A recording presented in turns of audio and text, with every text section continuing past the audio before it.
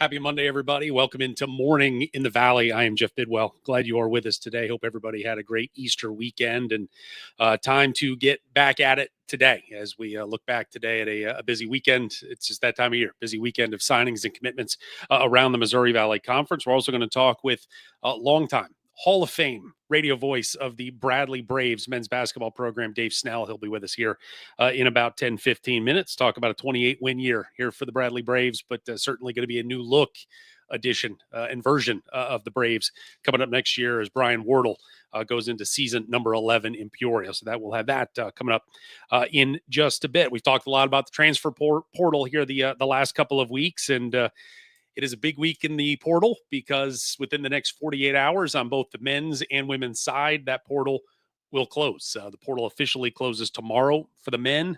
Wednesday, it closes for the women. The last rough numbers I have seen, 2,100 men's players across the country have gone into the portal, 1,400 on the women's side. Now, just as a reminder, when the portal closes, that does not end the timeline basically for kids that are in the portal to commit to their new school. They have time still to find a new landing place. What it just means is the portal closes, they can't get into the portal, which would mean if the portal has closed and they want to go somewhere else to play, they have to sit out a year. So this is kind of the get out of jail free card where they are able to transfer immediately, play immediately, and so that's what the advantageous portion of the portal is. Now, the two, there's always an exception to the rule, right? Always, certainly when it comes to the NCAA, whether it is if you're a grad transfer or if your coach leaves, gets fired, whatever, you are then able to get into the portal, even though it is officially closed. But here within the next day or two, it will close. And it's still amazing to me.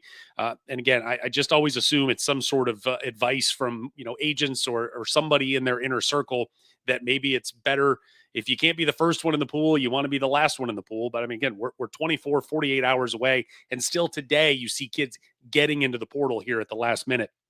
But that's kind of the timeline we're watching here over the next 48 hours as things will finally close. And then hopefully at least the getting in will slow down. And then we can start seeing these kids get placed at their or finding at least new landing spots for their careers. This morning, what I wanted to talk about off the top is just we have seen so much movement from a couple schools. Murray State has gone into the portal, got a ton of guys. We've seen Illinois State keep so many of their guys. Northern Iowa keeping a lot of their guys as well. Drake, head coach Eric Henderson's been able to go in and get a few guys out of the portal. But for so much in the Missouri Valley Conference so far in the last couple of weeks, it's been very quiet. Not a lot of certainly defections because that's just natural this time of the year, but not necessarily a lot of additions coming in. But we have finally seen some teams outside of those four that I've previously mentioned that have finally hopped in and started doing some acquisitions. And we're going to start this morning with the Flames of UIC as they gotten some commitments here over the last couple of days. First and foremost, Abdul Momo, who was the defensive player of the year in the Northeast Conference, played at Central Connecticut State. He has committed to UIC, 6'7" forward, 8.5 points a game last season. 6 rebounds, 1.5 blocks, shot 59% from the field. He is a big piece for Rob Eson to go get. Certainly, you get a defensive player of the year. You love that. You love the guys on the defensive end, but they have some size they need to replace. That was the one thing going up against a UIC team last year. They could just throw size at you down low, whether it was a Philip Schobal, whether it was a Sasha Siani. Well, both of those guys have moved on. And so trying to replace that and certainly replacing those guys with some quality size, going and get the reigning defensive player of the year out of the Northeast Conference from Central Connecticut State, a pretty good start there. We also have Josiah Hammonds, who has committed to the Flames.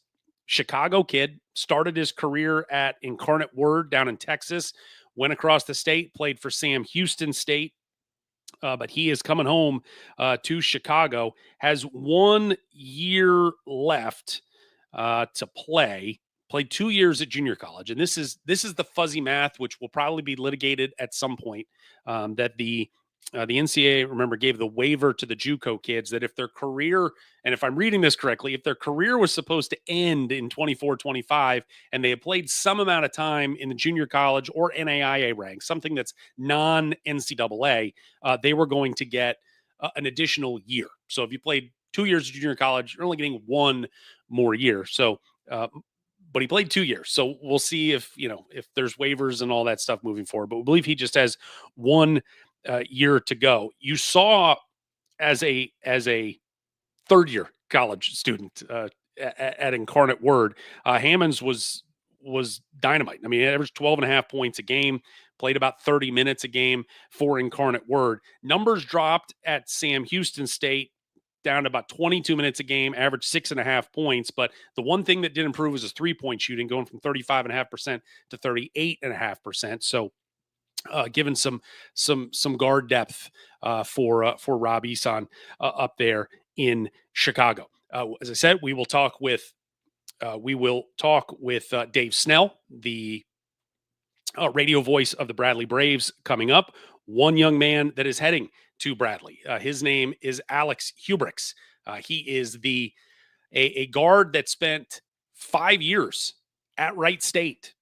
Had a COVID year, had a redshirt year, so he's got 1 year of eligibility, and he is coming to play in Peoria for Brian Wardle. And this is, we talked about, shooting never goes out of style, and you can never have enough shooting.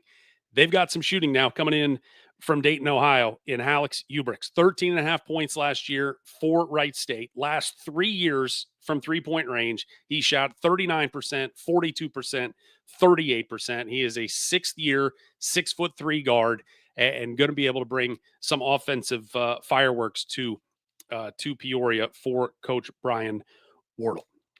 Another school that has been quiet, and that has been Southern Illinois. Not a lot going on from a portal standpoint for the Salukis, but things have picked up considerably here in the last couple of days. First off, for Coach Scott Nagy, got 5'11" freshman guard Quelron House out of Jacksonville State. He has committed to Southern Illinois. All Conference USA freshman team, averaged 8.5 points, 3 assists, shot about 36% from 3-point range. So get another guard in there in Carbondale.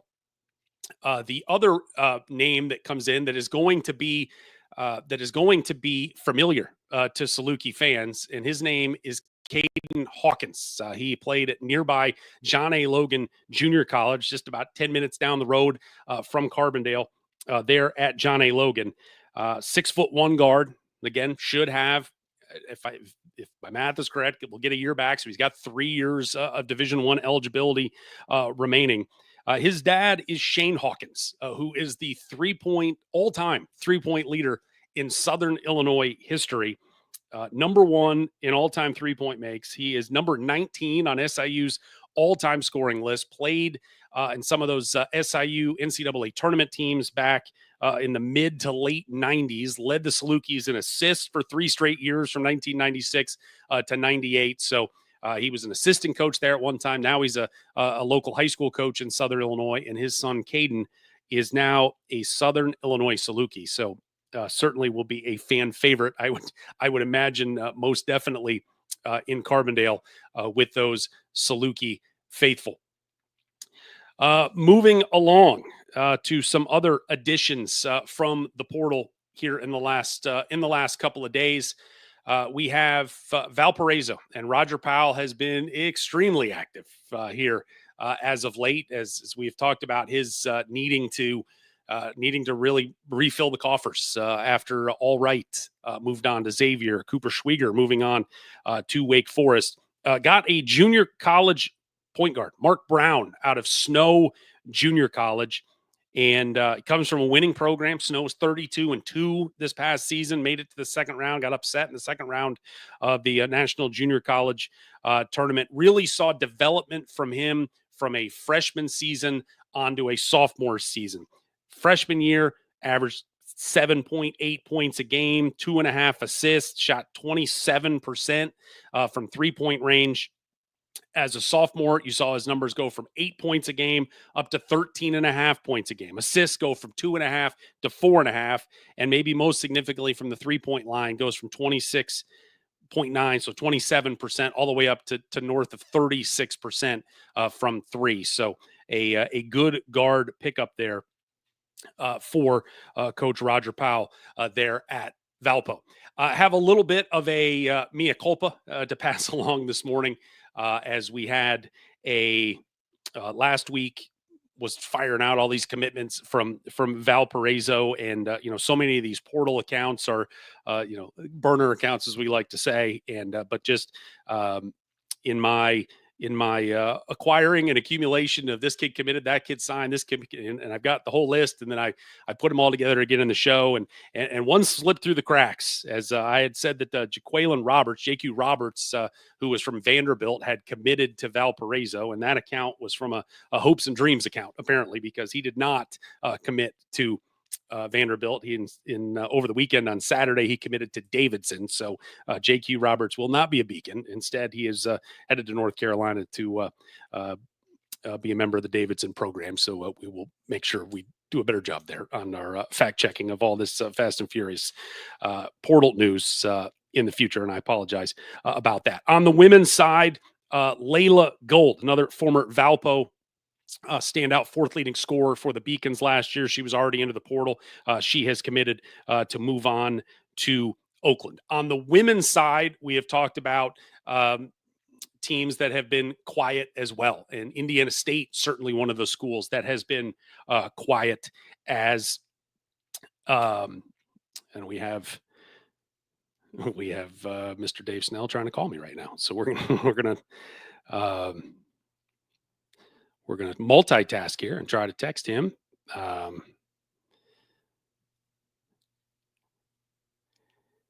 Okay, so Indiana State lost everybody to the portal this year. Everybody. And so in an effort to trying to get that roster reloaded, they have gone into the Division II ranks and got a young lady by the name of Amaya Blake. She is a guard out of Emporia State. She has, let's see.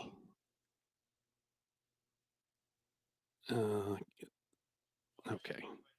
So it looks like we're having some problems with Mr. Snell here. So we're going to try to get him on here in a little bit. We'll keep working here with Amaya Blake from Emporia State. She played 2 years at Missouri St. Louis, Division II, Missouri St. Louis. 1 year at Emporia State, 5'8" guard, only played 7 games last year because of a foot injury, but she has now transferred in to Coach Mitchell's team there at Indiana State. Another addition to that program for next year is a young lady by the name of Kayla Smith. She is coming from Mercer.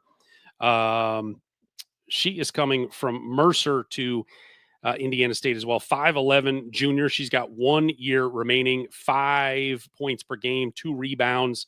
Struggled shooting the ball last year, just 28% from the field, 27% from 3-point range, but will bring some, certainly bring some experience to Coach Mitchell's team there as they try to get things rolling again in Terre Haute. We say goodbye to some friends from the Valley as we have seen kids transferring out of the league. Evansville's Maggie Hartwig, she led the league in both led the team for the Purple Aces last year in both scoring and rebounding, 16.5 points a game, 9 rebounds, the 6'1" sophomore forward into the portal. She has moved on now, committing over the weekend to South Dakota State, 40% from the floor, 34.5% from 3-point range. Is Maggie Hartwig. So she is moving on. UIC has entered the conversation as well as of late, as Amelia Strong, a transfer from Niagara University, 6'2" junior forward, coming off a Niagara team that was just 3-25 last year. Certainly struggled, but Strong had a solid year, almost 10 points a game, 5 rebounds, shot 42% from the floor. She's heading up to Coach Bracey's team there in Chicago, and some more just strength and size. And UIC last year was there was such a divide in the women's game in the conference of the top 6 teams and then the bottom 6 teams. But UIC was, while they were technically in the bottom 6, they were, I was like, they were 6.5 because, opening day of the year, they went and beat Missouri State, who was a team that earned a share of the regular season championship. And then they went to hosted Murray State, beat them as well, who won a share of the regular season championship, and then moved on to a moved on to the NCAA tournament as well. So UIC, they had some pieces, and they've got another piece here with Amelia Strong coming in. It appears we have taken care of our technical difficulties, and we're hopefully going to bring in the man, the Hall of Famer. He is Snell. Mr. Snell, how are you this morning? Fine. I tried my computer; it wouldn't let me in, so I went to my phone, and it let me in. So Oh, good. sorry, I'm a little late, but You're doing fine. I have.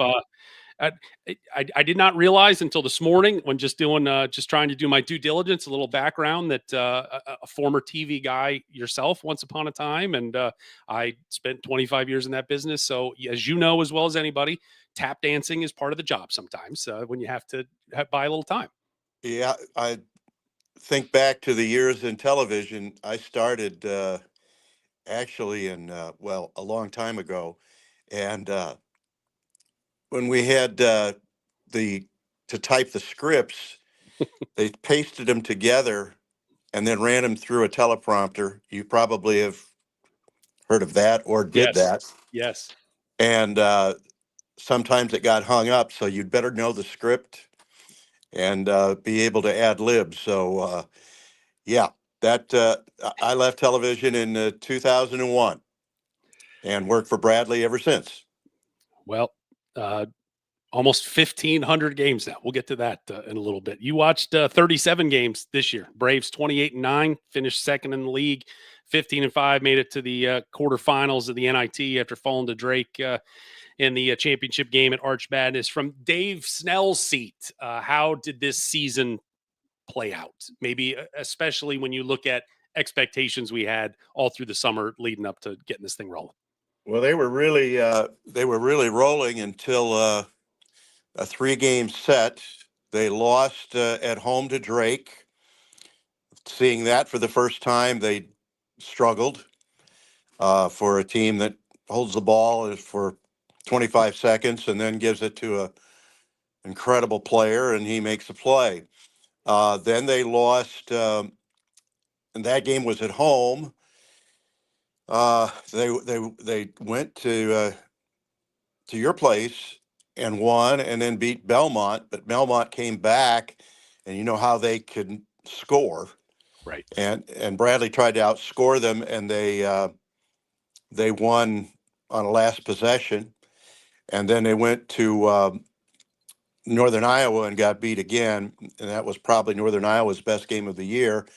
So they were, as in boxing, needed to take a standing 8 count, and they did. And then they started playing well again and got ready for the tournament. And unfortunately, the final game and the tournament was really competitive for the most part going in, but there really weren't any close games. I think the closest game was the Thursday night game between was it Southern Illinois and I can't remember Yes, the other. Valpo and UIC, maybe. That was it, and it was a terrific game. And then Bradley went to the championship, and there was a series where there was a loose ball, and one of the Drake players knocked over uh, Darius Hannah, and Duke Dean didn't like it, so he pushed him. So when they cleared everything, Hannah went to the line, missed 2 free throws. They called a flagrant on Duke. They went down, hit 2 free throws, and then 2 more free throws, and then hit a 3, and that game was over. Yeah. So then they get the NIT bid, and they play very well in the first 2 games. They won a close game, And then they went to George Mason, who'd only lost one game at home all year, and really handled them well. But near the end of that game, Darius Hannah twisted a knee, and he was gone for the season. And then they came back and played Chattanooga, and the eventual champions, and lost on a last possession. I think if Hannah had played, they would have won the tournament, Yeah. but They he were, didn't. and that's the joy of sports, I guess. The agony of Yep. sports all rolled into one. There was some controversy, for lack of a better word, right before the NIT started, when I believe Darius and Zeke Montgomery opted out, and then Darius had to change of heart to come back. And we see it a lot in football with bowl games. We haven't seen it a lot with basketball, but I think on some level you can understand it. But it's just new to people, and so there's always an emotional reaction. With a month perspective on it, we're if people are people more understanding of the decision or thought process? Or are they still dug in that, buddy, we need you guys to the end of the road? Well, Darius' situation was that he was having some issues anyway, and he didn't want to jeopardize his pro uh, potential and playing, and that was why that decision was made. It wasn't because he didn't want to play. Right. And finally, he took a couple days off, thought about it, and said, "This is where I belong, and I'm going to play." Montgomery, on the other hand, I don't know what his thought process was. Probably just didn't want to play anymore. And so How'd the I think fans that handle it? I mean, the fans still, the fans, no, the fans were thrilled with Darius and understood the situation yeah, at first when they didn't understand because it's not this stuff is not made public, right. so they just thought that he's decided, well, I don't want to play, and that wasn't the case at all. And so a lot of times fans jump to conclusions, Really? and and he did play, and he played marvelously in both games until he got hurt. So his legend is safe at Bradley. So you never know these days. This is a strange time in college athletics. When we talk about legends, Duke Dean, who Oh my. has 3 years, 1,300 some odd points, two-time first team All Valley player. I witnessed it firsthand in Peoria when the Racers were up there, and I think are up 16 or 17 in the second half. And Duke Dean just decided we're not losing and went on a heater, unlike you don't see it very often. Just made every shot from every place on the floor, and was just I was like, wow, this kid is dynamite. Where is his? How high up the totem pole is he residing right now in the legendary status department for Braves fans? He's right there. First of all, his personality is just through the roof. That smile of his, he's one of the most likable guys that you'll ever be around. He's, by the way, playing in one of the six top leagues in Europe with a team. He signed with a team from Germany, and already, so that's good for him. His legacy will be remembered for a lot of things. First of all, hitting a 75-foot shot at halftime against Valparaiso to give Bradley a lead rather than a 2 point disadvantage. Um, he scored 35 points at Missouri State for his career high and hit, I think, 13 threes in the game. That was the year before. That was in his junior year. But it's just the way that he led in practice. He was no doubt the leader of that team and spoke up when coaches just turned it over to him. So his legacy will go right up there with all the point guards, and Bradley's had a lot of them. But he doesn't need to take a back seat to anybody, and it's just his personality that really stands out. He has been a wonderful player to watch and be with and be off of. He for the first NIT or the second NIT game against Chattanooga, we had a line of 2.5 hours at our ticket Mm. office. And Duke went by, and he was getting ready for to go down to Carver Arena for practice. And I went out there and I said, "Can you come in here for about a couple minutes and just walk through here because these people are getting angry that they have to wait so long for tickets?" He said, "Sure." And so he went and walked through there and waved to the people, and they gave him this incredible ovation. That's the type of thing that Duke would do. He loved the community, and the community loved him. In the long line of point guards, and I don't know that this is purposeful, but you go from one 5'8" point guard to another 5'8" point guard now in Jaquan Johnson. Just so impressed with him as a freshman last year, and just the physicality that he has already as 1 year in the college game.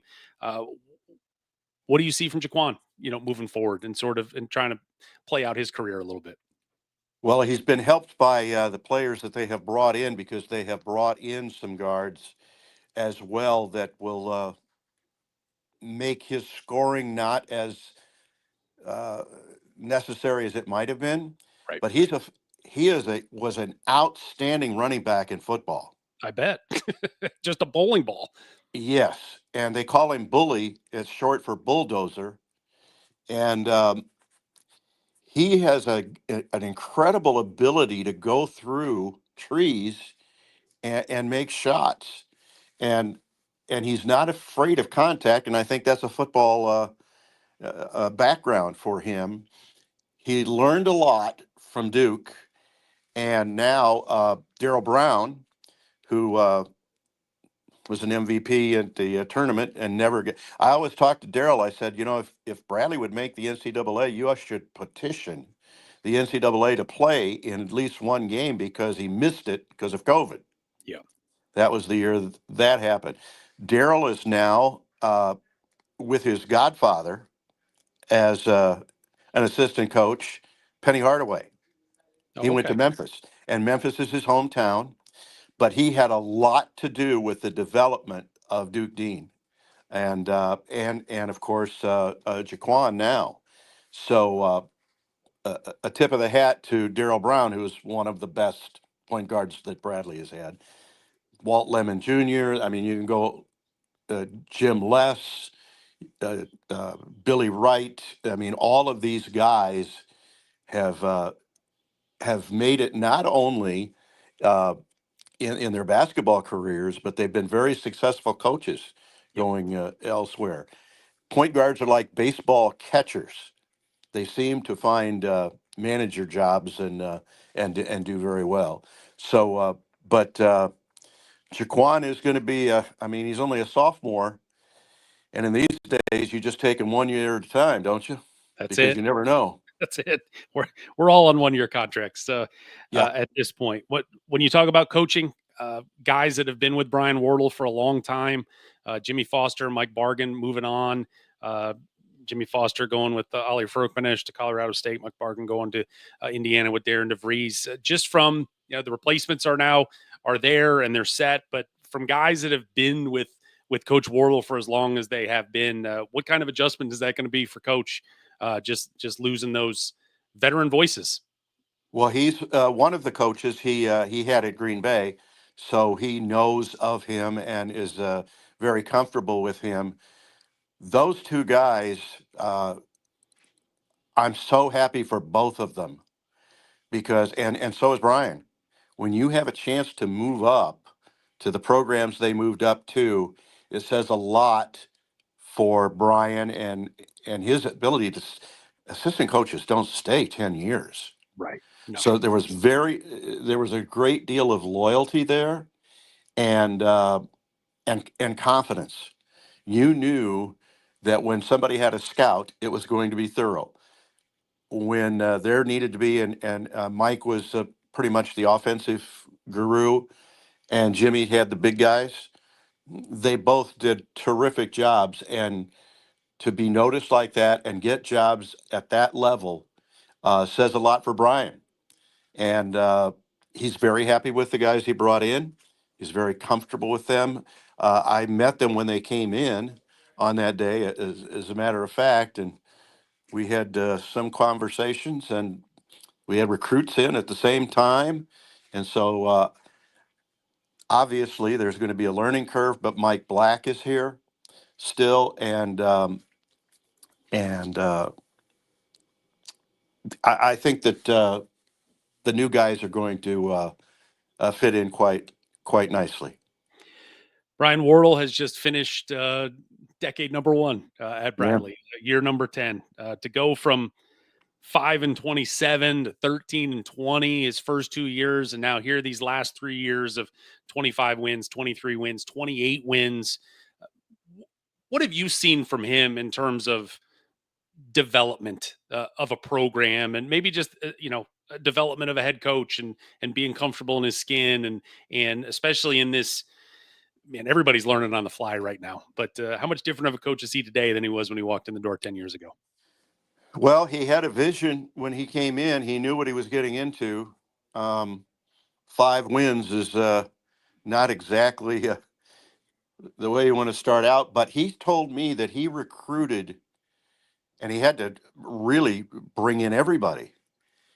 Um, he brought in players that he said could Hmm. handle losing and learning and building a culture, because the culture that was there before was probably totally diametrically opposite of his philosophy. And so he established discipline, hard work, defensively, academics. If you were late for a class, everybody ran the next morning at 6 o'clock. They always sat in the front row. Those are the type of things that he instilled, and his recruiting was, uh, for example, if a player asked about his playing time, no matter how, in the visit, no matter how much talent he had, it was a check mark. Yeah. If a parent was overly involved in a visit, that was a check mark. And so his philosophy just it just kept, you could see the growth. It was getting better, it was getting better, it was getting better. And then players were getting better as they went along because of teaching, um, patience, and and really recruiting kids that wanted to get better. And that has just matriculated all through the first 10 years. And so people know when they get here, they're going to be coached. They're going to be coached hard. But when the practice was over, everybody hugged. I mean, he has the ability to be in his laboratory, so to speak, and when it's over, everybody's a family. And I have seen that work. And you learn through mistakes.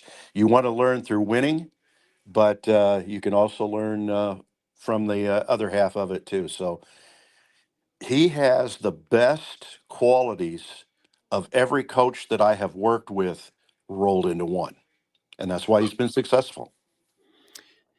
As we said a little earlier, we're all on 1 year contracts. Everybody feels, there's always a natural turnover now annually, but you've had some guys that have been there for a while, and it's kind of a changing of the guard a little bit now with Dean and Hannah Montgomery and Christian Davis. Like, what's the foundation of the program right now, and how comfortable is everybody right now with the foundation of the program? What's there? What has been added at this point to try to, there may be half a step taken back naturally when you lose as much talent as you have out of this senior bunch. But where's this Bradley team you thinking in terms of where they're going to be next year? Well, I think that they have recruited very well.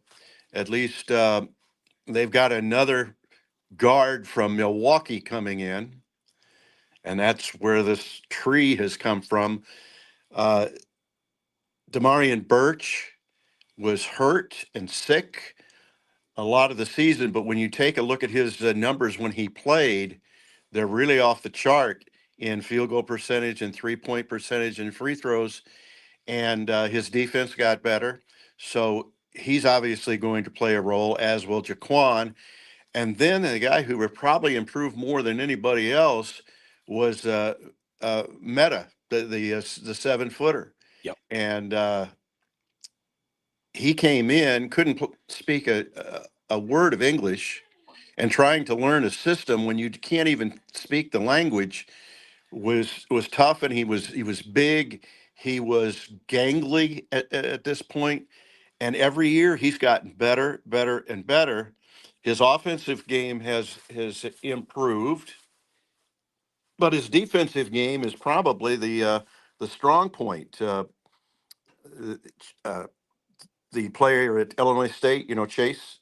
Yep. Uh, Walker. uh, he in the first game he had 4 points. Uh, so he was becoming more of a force defensively, and just continually got better, just like some of these players have. So in his senior year, and so when you can start a guy, a 7-1 guy, with the guards that they have, and now they have recruited a guard, a transfer from Wright State, as they saw at the beginning of the year, and a young man from I think his name is MJ Smith from James Madison, which went to the tournament. And he averaged 13 points a game. So, but as far as the foundation is concerned, uh, player that really had a great game, uh, um, Thomas, from was a junior college player. He's back, Corey Thomas, and he had 21 against a very good front line in George Mason. So he will be back. So they have a handful of players back, but when you lose what they did, obviously with Duke and Darius and Christian, who wanted to play closer to home, really, Yep. his family attended a lot of games, and they came from Denver here, and because there was a direct flight, which it was great. But I think it would make sense to go back with Jimmy Foster, wouldn't it? Yep. So Did pretty well. I don't think he is announced yet. By the way, we had Connor Hickman, who left and went to Cincinnati, and his assistant coach Chip Bradley, that had the relationship when he went from Bradley to Cincinnati, is now at Indiana with Bargain. So they have two Bradley coaches there, and now just a couple days ago, Connor Hickman, who still is on that bubble whether he can play because he was hurt Right. and have the extra year. He went to College of Charleston. So sometimes you have to get a program to see where these guys are. But in answer to your question, they're going to have to add some new players. But look at Drake. They were picked, what, fourth? And they got some new players Right. and did quite well. They did just So fine. you never Did never just know fine. what's going to happen.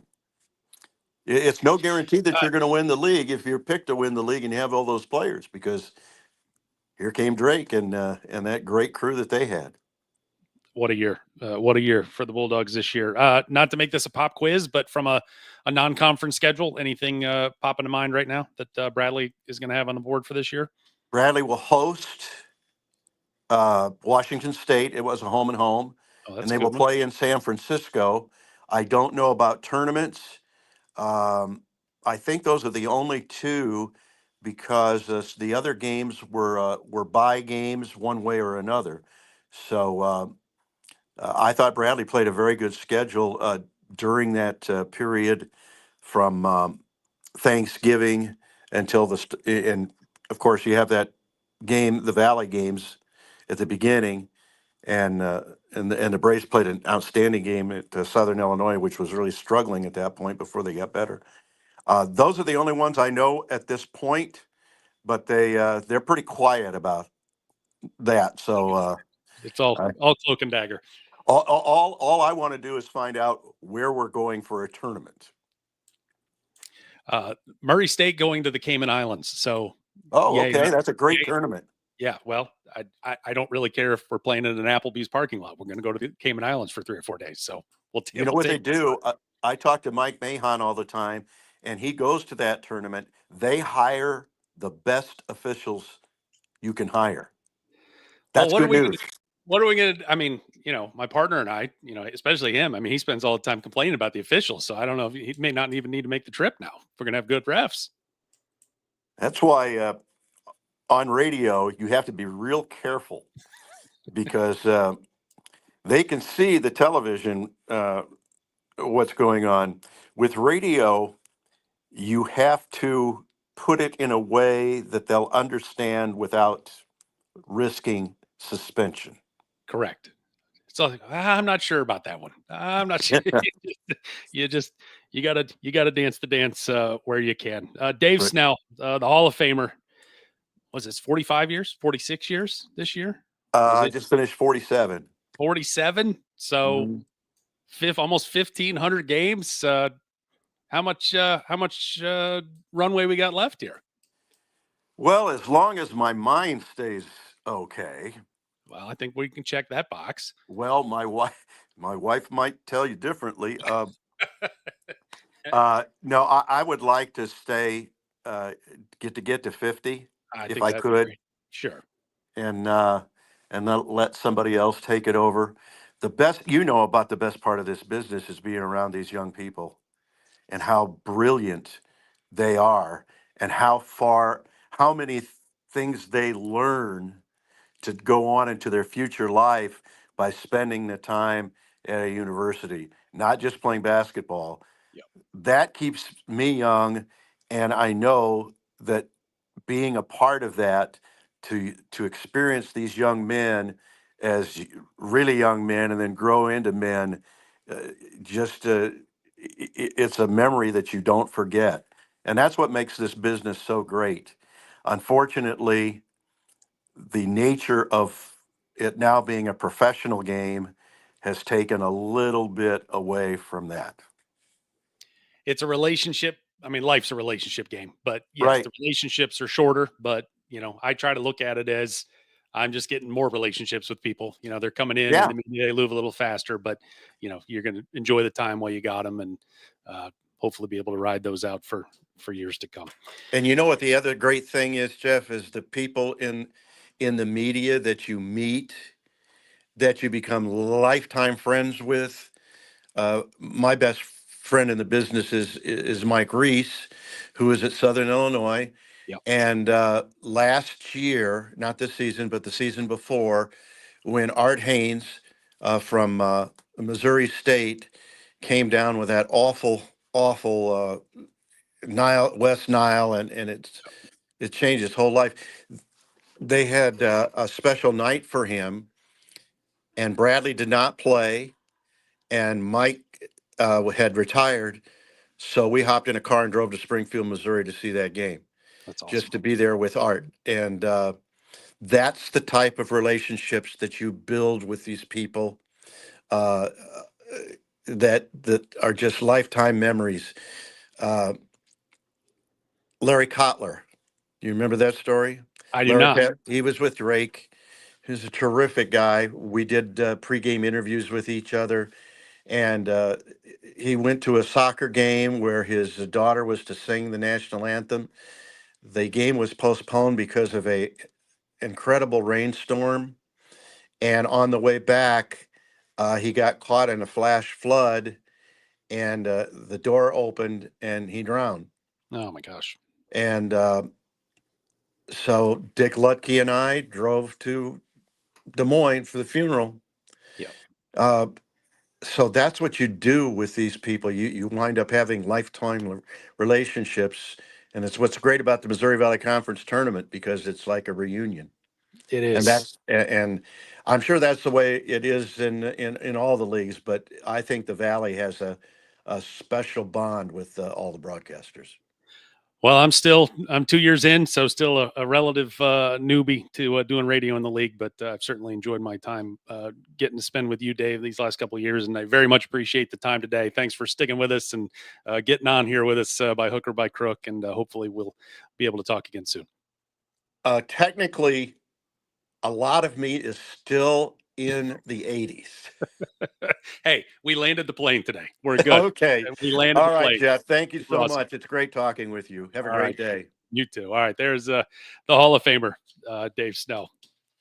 Good stuff there. Boy, we had some travel story conversations this year of just some of the stuff he had to do. That trip to Pullman, Washington, to go play Washington State was a doozy, and it's the stuff we do for the teams we love and the games we love covering this league. All right, wrapping things up here. We've still got a couple other transactional pieces to talk about here this morning as Eric Henderson at Drake continues to add some pieces, and this one is, I think, what we could constitute a big piece. That is Isaiah Carr. He is a product of Denver University. He is 7 feet tall. You can't have enough shooting, and boy, you can't have enough 7-footers. And Isaiah Carr certainly fits that bill. 1 year at Grand Canyon, the last 2 years at Denver. He has maybe 2 years left. This again, the chart of how many years and how many, and it's almost like you can say they have that many years, but until they get to the end and then we decide to go through waivers or whatever, I think there's an injury year that he could get redshirted for that he could have 2 years remaining, at least one, maybe two. Played 12 games last season at Denver due to injury. 6.5 points, 4.5 rebounds, 1.5 blocks per game. But if nothing else, he is a rim protector in the absolute perfect form at 7 feet tall. So some size heading to Des Moines to help out that Drake program. And finally, a recommitment, if you will. That is Tristan Ford, who is from Chicago, was one of 3 high school seniors who signed with Murray State last November. Things have been very quiet since the coaching change in Murray about what his future would be. And then Friday afternoon, he finally emerged and is like, I am still coming to Murray State. So one freshman on the board. 2 others said Caden Rickard last week, Trey Simpson, really right after the coaching change. Both said they were reopening their recruitment. So Tristan Ford will be the one freshman, incoming freshman on Murray State's roster next year. So the number I believe right now for the Racers is 10. So they still have 9 kids out of the portal, one incoming freshman in Tristan Ford, and then there are still 2 holdovers from last year in Patrick Chu, Justin Morgan. Still nothing official on them one way or the other on if they will return, but Ryan Miller getting closer. 10 official, 2 maybes, trying to get to that full 15 scholarships for next year as they get close to.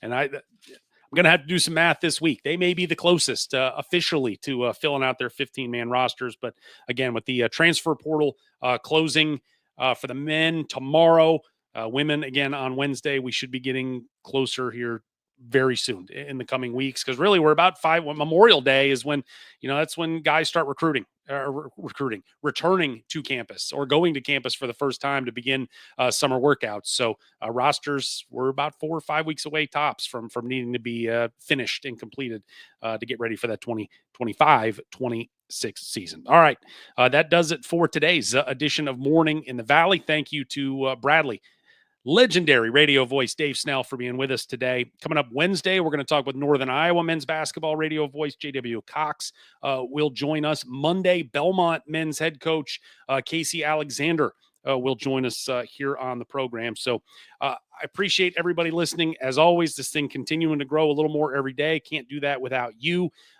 Whether you're listening to us on Facebook, on X, on YouTube, head on over to YouTube. Just search Morning in the Valley. Like, subscribe, share, all that stuff. And then you get the little notification every time we go live every Monday, Wednesday, and Friday, 9 o'clock, right here, wherever you may be watching us. So for Dave Snell, for myself. Thank you for watching this morning in the Valley, and we will talk to you again coming up on Wednesday.